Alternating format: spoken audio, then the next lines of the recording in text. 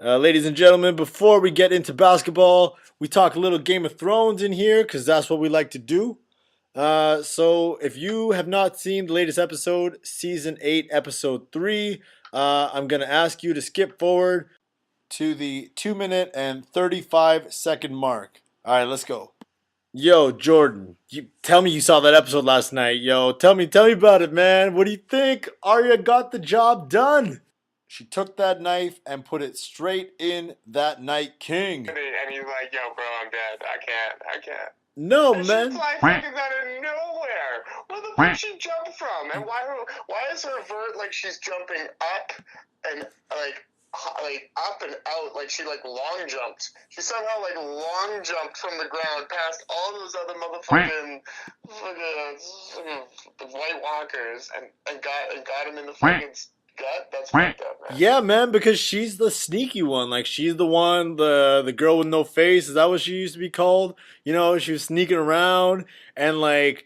You know, first of all, the Greyjoy, like, he went and sacrificed his life. Noble, super noble. You know, he just wanted that gratification. Bran's like, yo, you did good. You did a good job, bro. And then he went and died.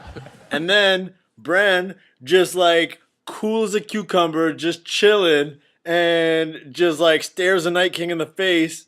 Perfect distraction. And there she is, Arya. Like, I think she redeemed herself from that, like, weird, lame ass like sex scene that she had. I think this is a redemption. And there she dropped it. She had the knife, and then she like switches hands, like you know, like Jordan going through the air, up with the left. I want to hear someone compare her to Michael Jordan. Oh yeah, Time. She was like, bro, she was like Jordan, up with the left hand, drops it down to the right, and then boom, game winner right there. She took out the Night King in like Game 7 NBA Finals or Game of Thrones Finals. Stop. Bro, that's what it was. Such trash. It's such trash. It's such poor writing. It feels like I'm on a literal like cop-out circle jerk for this TV series. I can't talk about whatever. You want to talk about it, I'll do the same thing I did to you 5 seconds ago. I'll just tell you, yo, Wildman. Bro, I was literally recording this entire segment so far, so hopefully your sound came alright. So Beautiful basketball, the Sixers are Night. give it go. Night. NBA, give and go.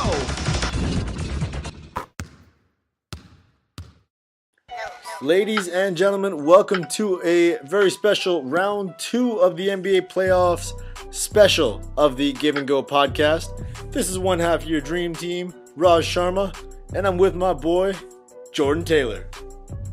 Hey, yo, Raj, how you doing?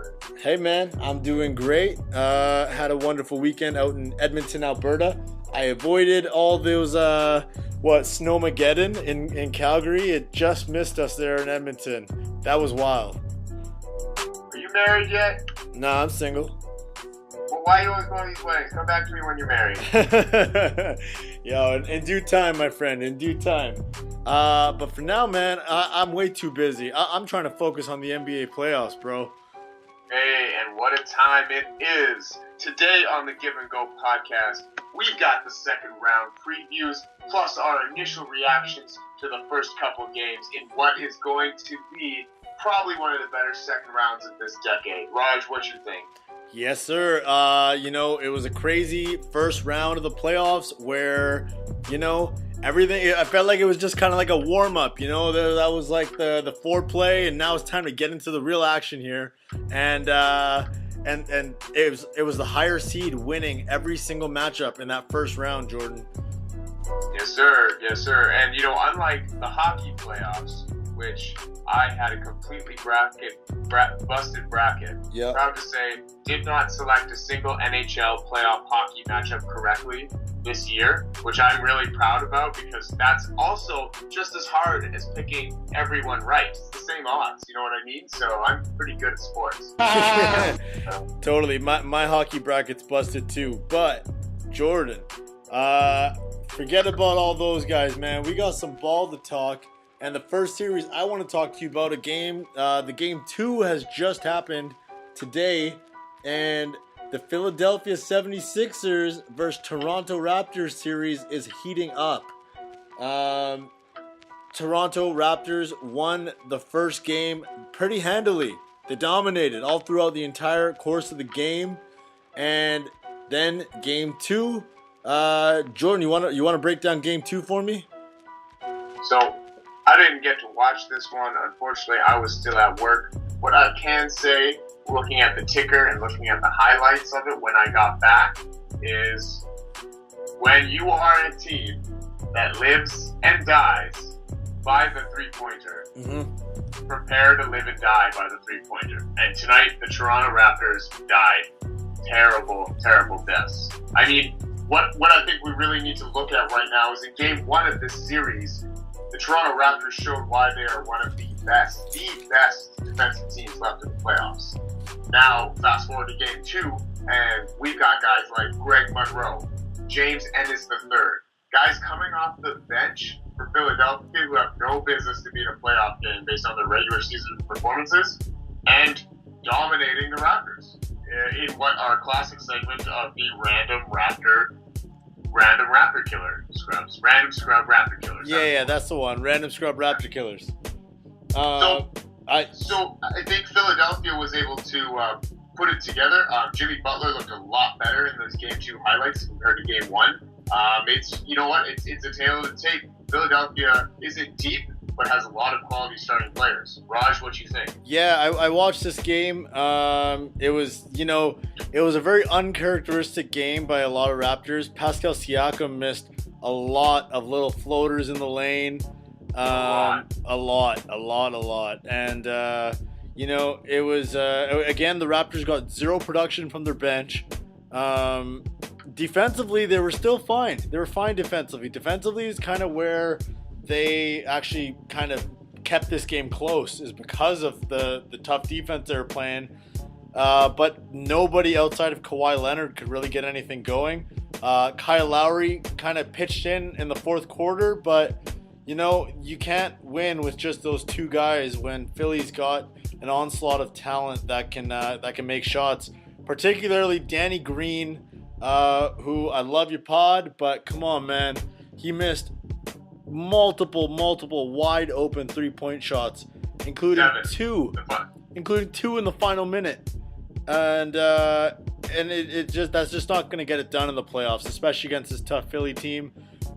Before this series started, I picked Raptors in 5, and you know what? I'm gonna stick to it. I think the Raptors, they've now seen the adjustments that Philly has made after the Raptors thoroughly dominated the first game, in which Pascal Siakam and Kawhi Leonard, they actually outscored the entire Philly starting 5 on their own. Just those two guys. And that was playing single coverage. Philly's now throwing double teams at both those guys. That's the adjustment they've made. And they're trying to force other guys to make plays and to beat Philly. And Raptors have to be ready for that next game.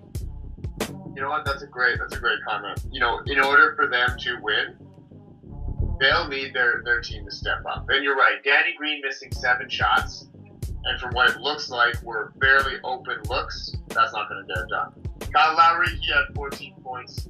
The benches for both teams, benches this for Philly outscored the Toronto bench quite considerably. Raj, one stat you brought up before the pod, we got out-rebounded bad, real bad, and the bench for them was a lot better.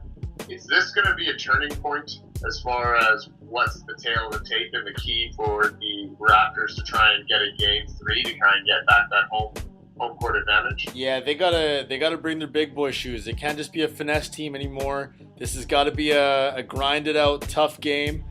They need everybody to step in for those rebounds. And I think they got out rebounded by like 20 tonight. So 20. Yeah, near 20, about 17 to be exact. So it's gonna be tough, but they need everybody to step up. Marc Gasol can't have 5 points in the game, and Danny Green 3. Like, there's just no production from their secondary guys, and this is exactly what Philly wanted to test. They wanted to see if the other guys could beat them, and clearly they cannot. So I think Raptors will come back, and they've been great. Nick Nurse makes great adjustments in series, as you saw after Game 1 in Orlando, and I think they'll come back strong. But I think Nick Nurse is relying too much on his two star players. I know it's the playoffs, but that's not going to get the job done. yeah, I'm going to say this goes the distance. I originally thought with Philly limping in, Joel Embiid knee problems, then all of a sudden he had the shits, some sort of gastroenteritis from eating Toronto street food. I mean, I've definitely also had that experience, so Joel, I feel for you, buddy. But is Joel's health here still, even now that he's, played sick and they won? Is this not as big of a question mark as we had going into the series? well, I think it still is. I mean, he struggled tonight. He was, 2 for 8 or 2 for 9 from the field. Like, he couldn't get anything done on Marc Gasol. It was when the other guys got switched onto him that he did his damage when Serge Ibaka's guarding him. So I think the Raptors need to just have Gasol shadow Embiid. Anytime Embiid's on the floor, Gasol's got to be there because Gasol's been shutting him down. So we'll see what happens in Game 3. That's Thursday night. But Jordan, let's talk about the other series out east. Game 1, the Milwaukee Bucks, who had the best record in the NBA, were taken down by the Boston Celtics pretty handily. The Celtics, they bullied the Bucks. Jordan, what did you think of that game? I think that Al Horford is collecting them checks, and that paid Al Horford for a reason. And this is that exact reason. The mobile big man, who might be probably one of the only guys, if Giannis steps in the paint without a full head of steam on him, might be able to put up a fight with his foot speed. Obviously an older guy, but we saw it in that game. Al Horford had 2 blocks on Giannis, back to back. Oh, yeah. Kyrie Irving with another double-double. Jaylen Brown absolutely murdered the Bucks with that dunk. That was huge.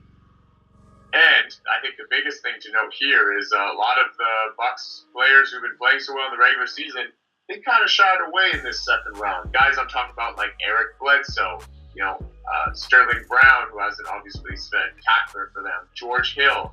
Their guards did not show up, but it's showing how much they miss Malcolm Brogdon in start of the second. Raj, any other comments for me, my man? Yeah, when you can shut down Giannis in the paint, you're going to have a good time. And that's basically what Al Horford's been able to do. He remains one of the most underrated players in the entire league. And, his stats might not jump out at you in the regular season especially, but this is where he earns those checks, like you said. He plays amazing team defense, and like I said, he's bullied. He's bullied Giannis in the paint. This guy that seemed virtually unstoppable in the regular season, MVP candidate, and he was just shut down by Al Horford. I think this game 2 will be a very pivotal game for the Bucks because they've already lost one game at home.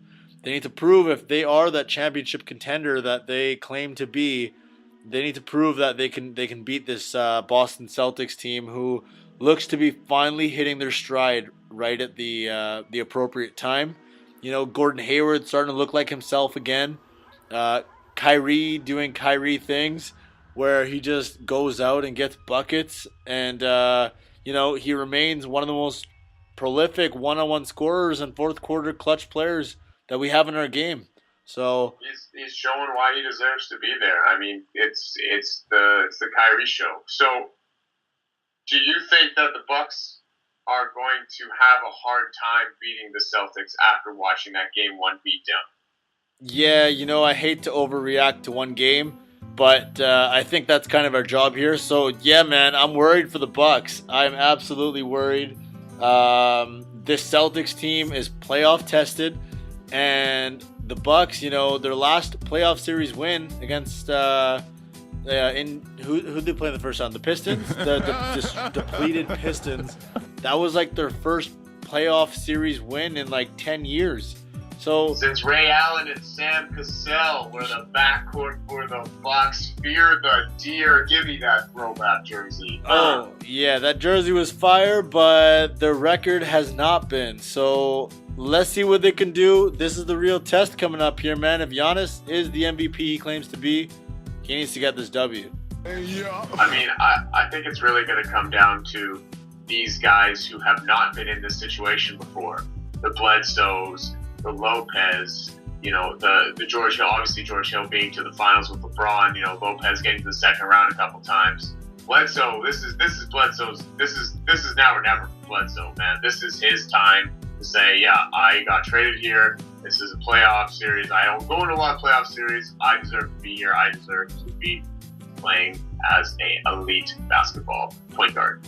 Yeah, time to step up, and the Celtics have had his number for quite some time. So let's see what they do in Game 2, which comes on Tuesday night, I believe it is. I'm not worried for the Bucks. I will tell you this, Raj. I'm really not, because they've got one of the best head coaches in the league. This is the guy that took that Atlanta team to the conference finals against LeBron. I think one adjustment here, and they will have this ship righted. Also, I'm going to say this series goes the distance like it did last year. You know, that it was an iconic series last year, the Bucks and the Celtics, and that went to 7 games. And I feel like this could also have that much hype and excitement to it just based off that Game 1. Even it being a blowout, there's just a lot of stuff going on on the NBA basketball court offensively that is exciting to watch. Definitely, man. All right, let's move out west here. Let's talk about this game's actually in progress right now. Game 1 of the Portland Trailblazers versus Denver Nuggets. The Nuggets barely escaped that Game 7 versus San Antonio Spurs, Jordan. Very controversial ending there. I know you had some thoughts on that one. Well, you know me. I love Greg Popovich, and I love my boy Double D, but this game had 2 major things happen for me when I was watching this. Number 1, DeMar DeRozan returns and throws up brick after brick in that Game 7, shoots below 40%, I think it was even below 35% from the field, and stunk it up big time. Yeah. Now, the other important thing that we saw from this was they climbed back. They really did. They got back into this. They were 1 possession away with the clock winding down, and Popovich is on the sideline screaming for somebody to foul. And LaMarcus Aldridge, being the closest guy on the ball for Jokic, didn't foul. Clock ran out, game over, ball game. LaMarcus Aldridge sitting there going, "Yeah, I didn't see him. I didn't know we were supposed to foul." And I'm just kind of sitting there like, how can you be so out of the game? Especially that's very un-Spurs like. Raj, what you think? Yeah. I think that was pretty that's very uncharacteristic of a Popovich team to have an epic collapse like this. I've never they're begging these guys to go commit the foul, and LaMarcus Aldridge is just standing there watching as the clock just ticks down, and somebody must realize what's going on. Did nobody on the floor realize what was happening? I would have, if I was literally under the basket, I would have ran out to tell my teammate to foul, because that's ridiculous. That you can't lose a series that way, especially a Game 7. And DeRozan up to his own old antics. I thought he was finally over that the playoff demon, but doesn't look like it. So going forward, we've got the Nuggets playing against Dalla Dame, who ended the OKC Thunder's postseason chances with a 37-foot step-back jump shot over Paul George. Very controversial point on that game winner as well, where Paul George actually said, "Yo, I don't care what anybody says, that's a bad shot." Jordan, I would agree with Paul George that it's a bad shot for about 97-98% of the league. But if your name is Steph Curry or Damian Lillard, that's not a bad shot. What do you think, Jordan? What do you think about that controversial ending of that game too? I don't think that's controversial. I think that's basketball. Oh, yeah. I think that Damian Lillard is a very hard worker and deserves way more praise than what he gets in today's NBA. You know, getting snubbed from All-Star games, you know, not making first NBA teams. This guy's legit, and he just proved it. He just beat a team that everyone was like, yeah, this is an OKC team. They might go the distance. They might be facing Houston or Golden State in that Western Conference Finals. And, Totally. and he just went, no, they're not. And one of the good quotes from his post-game interview was someone did ask him what was going through his head when he took that shot. And he said, well, and this is paraphrased, he said, I could have gone to the lane and I could have absorbed contact and I would have had to have relied on the ref to bail me out if I got hit hard enough where I missed the shot. And I knew that if I could take that shot right there, that was going to be a clean look for me. And it was, and it felt good, and it went in. Like, the confidence dripping from this guy. Oh, yeah, I love it. Unbelievable. Yeah, and the cold-hearted stare down and then the wave goodbye. My goodness. Like, what do you think, Jordan? Do you think that the Trailblazers are going to make the Western Conference Finals this year? Who you got in this Trailblazers versus Nuggets series? I mean, we just watched Denver barely escape with their lives against the San Antonio Spurs team that was clearly not the better San Antonio Spurs playoff teams of Greg Popovich's illustrious 19-year career. However, that's still a pretty good team. They're second in the West for a reason, but I'm gonna have to give it to Portland. But it really depends on Portland's health, as you do know. Enes Kanter's playing with one arm, and Josef Nurkic could come back and play with one leg if he really wanted to. They're starting to get really depleted in that front court. And against guys like Paul Millsap and Nikola Jokic, that's going to hurt. And that may be the difference in this series. Yeah, totally. I think the way Dalla Dame has been playing, I think that he is going to carry this Blazers team regardless of what happens. The Nuggets have been pretty inconsistent, you know. If Jamal Murray can put together a series where, you know, like a career-defining series here, I mean, I know it's early in his career, but he's got to be consistent for this Nuggets team to advance because we know Dame and CJ are going to bring it every night. So I think Murray will be the X factor here, and I think this series will go to the Portland Trailblazers. I think they'll take it in 6 games. I don't think it'll go all the way to the distance, but I think they'll take it in 6. You think Portland's going to take it in 6, huh? I think so. I mean, that's kind of what I was feeling like. And then I saw Enes Kanter with his, you know, giant iceberg wrapped around his shoulder after the end of Game 5. And I went, oh, that's not a good look. That's not a good look for Portland. I'm going to get controversial here, and I'm going to say it's going to be Denver in 6. And really, it's just based off pure health of the Portland Trailblazers front court. Interesting. Yeah, they've had some bad luck with Portland Trailblazers big men in the past. Shout out. That's right. Shout out Greg Oden. Shout out Michael Olukewandi. What? I'm sorry. Can you say that name again? Michael Olukewandi. I think he played for the Clippers, but then he came over to Portland. I can't remember. Michael Olowokandi.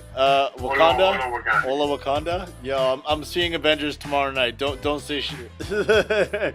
Now, before we move on to the last matchup, one of the most prestigious matchups of the second round, I want to call you out, Raj. All right. And I want to call you out about the so-called coming-of-age party for Derek White of the San Antonio Spurs. What? He faded? He faded to black? That was one good game, and we all jumped on the bandwagon. After that game, he averaged less than 10 points for the entire series if you don't include his one outburst. Yeah. Is this you know, Derek White as we see him now, or do you expect Derek White to ever get to that level consistently where he was doing what he did against Denver in the early stages of the first round? Well, you know, it's tough because you never know with these Popovich players. You never know they're these system players that you have here. he didn't really get very many shots in the other games. You know, like he shot 4 out of 7 in the game 6. In the game 7, like he barely played. Like he only played 21 minutes in that game and went 0 for 7. You're going 0 for 7 in a playoff game. Don't you think your minutes are going to go down? Ask Kyle Lowry. Yeah, that's a little bit different, but I see what you're saying. Yeah, but that was in game 7. Like that was the last game. The game 5, he shot 5 of 11. You know, he shot 5 of 7 in game 6. So he had decent games. He just wasn't given the same opportunity, probably because, you know, there's more veteran players in the pecking order. So I think he's still got a shot to be a decent player. We'll never know if he's really a true star or if he's a system player, because that's just how Pop raises him. Hey, shout out to all of the Pop system players over the years. Corey Joseph, DeJuan Blair, Tiago Splitter, what's that guy, James Neal, like Jonathan Simmons. The list goes on and on. Totally, man. All right, man. So let's get into the main event here. The matchup that everybody had been waiting for. We had game 1 of the Golden State Warriors versus Houston Rockets in Golden State. And the Warriors barely escaped with that victory. It was everything we could have asked for. But again, controversy, Jordan. Controversy with reffing and officiating of these two teams, as has been the story all season long. What'd you see in this game, Jordan? First thing I saw was first one to 120 points wins. You know, everything else is gravy. I mean, they were neck and neck all the way up to those last 2 possessions in which Steph Curry sealed it away. I think the biggest thing that we have to talk about here is Houston coming out and explicitly stating to the media that they have proven evidence, data-driven, in fact, that it is statistically going to be proven to the NBA that the Golden State Warriors are getting more calls than the Houston Rockets. Statistically proven. Yeah, you know how Daryl Morey operates. He's got stats on stats to back up everything. Does this classify to you as like a referee, like bashing the referees? And should the Houston Rockets organization get fined for a comment like that? No, absolutely not. They're just presenting data to the NBA. And I absolutely love this because, Jordan, as a fan of the NBA, the eye test confirms this information. We all see that the Golden State Warriors get superstar calls and preferential refereeing, especially in this game. Like, I saw James Harden on multiple occasions get absolutely hammered shooting threes. And sure, yeah, he's kind of made it a habit of his to fall down on every 3-point shot that he takes. And maybe the referees were told beforehand to watch out for it. So they purposely swallowed their whistles and didn't call fouls even when they should have on some of those 3-point shots. I saw people running into his legs. I saw people dangerously getting in his airspace where he's supposed to land. And that's my issue here, Jordan, is that it becomes a safety issue that we're not protecting our star players because the referees have been told, oh, watch out, James Harden's going to fall down on a 3-point shot. So they just don't call anything. Like, there was at least 6 or 7 cases that I thought could have been called 3-point shooting fouls on the Golden State Warriors that were not called. And when you have a guy who flops, like you said, every single time he takes a shot or a layup or an attempt at the basket, the refs develop fatigue, whistle fatigue, because you can't call it every time, regardless of that. I know for a fact, I got guys in rec center leagues, I got guys in men's leagues.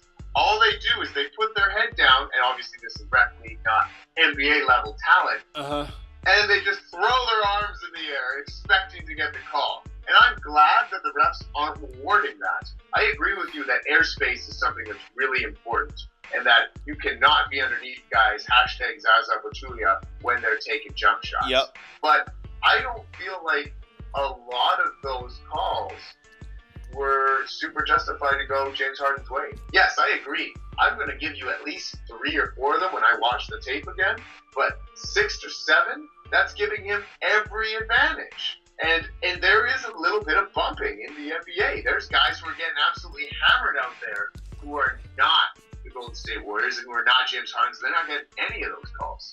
So maybe what I'm trying to say here is that instead of, this biased promotion, maybe I want a little bit more unbiased.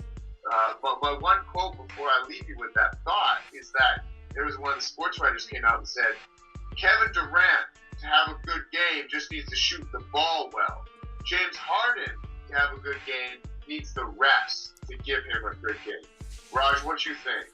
Well, it's true. It's become such a part of his game to get to the foul line, to be fouled on 3-point shots, to manipulate the rules in a way that works to his advantage. I think he's a very highly skilled player. I enjoy watching James Harden. He's an absolute scoring machine. It's unfortunate that it didn't work in game 1.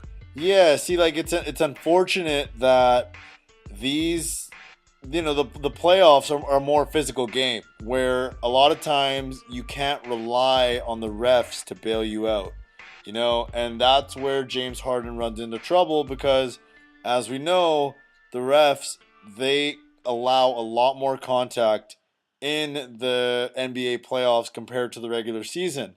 So if this game was refereed like they refereed Houston all year long in the regular season, this might be a blowout win for Houston. They might have a huge advantage here. But again, it's not. And it's the playoffs, and they're playing the Golden State Warriors. And any person with a brain should know that when you're playing the Golden State Warriors, the refs will not be on your side. They just won't. So it's tough. I feel like the Warriors stole that game, and it'll be interesting to see what happens in Game 2. It's I believe tomorrow night, Tuesday night, and let's see if the referees change their stance a little bit on this. It'll be interesting to see what they went back with. I want to see somebody play defense in this matchup. That's all I want. I just really I just want to see a little bit more lockdown defense than what I'm actually seeing right now. Granted, these teams are both uber talented and dripping from the 3-point line. Everyone can shoot, so obviously that makes the defense a little bit tougher to maintain. But Steph Curry and Klay Thompson were stated coming into this injured, and yet they were still able to pull up the win. I think that just goes to show how talented the Golden State Warriors are, and how Houston being up 3-2 last year might have been a little bit of luck more than it was skill. I don't know. It's like even this year seemed like the perfect storm. It's similar to last year where, the Warriors came in injured, beaten, battered, and I just feel like the refs helped them on this one. It felt a little 8-on-5 to me. But yeah, what do you think? You think the Warriors are going to take this series? I do. As much as I would love to see somebody other than Oakland, than the Bay Area in the finals, even in the Western Conference Finals for that matter, I still think that Golden State is the better team, boogie-less or not. That's just the talent that they have and the ability that they have to play at that elite level. I'm going the other way on this one. I think the Houston Rockets will win this series. I think hot take alert. Take alert. I think it's going to go to Game 7, and I think Houston's going to go into that Game 7, and James Harden's going to prove to the world why he is this year's MVP. You can take that for some hot takes, and Jordan, I'm gonna leave the podcast on that. That's my hot take for the day. You want to close this thing out, man?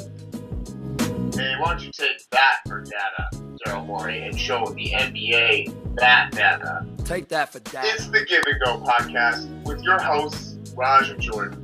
Don't forget you can find us at all your favorite social media sites, including Facebook, Twitter. We even got a YouTube and Instagram channel now at Give the letter N Go Podcast. You can listen to us anywhere where you listen to your favorite podcasts, including SoundCloud, Google Play Store, on apps like Podcast Addict, We even on iTunes and YouTube. Let's go get it. Don't forget, you can find us releasing daily content on our main sponsor website, basketbrawlers.ca, where they give you the information and then we go do something with it. Remember, kids, don't go 3 for 20 in a Game 7 playoff game or else Jordan's going to come at you on the pod. That's right. This has been The Give and Go. And we out.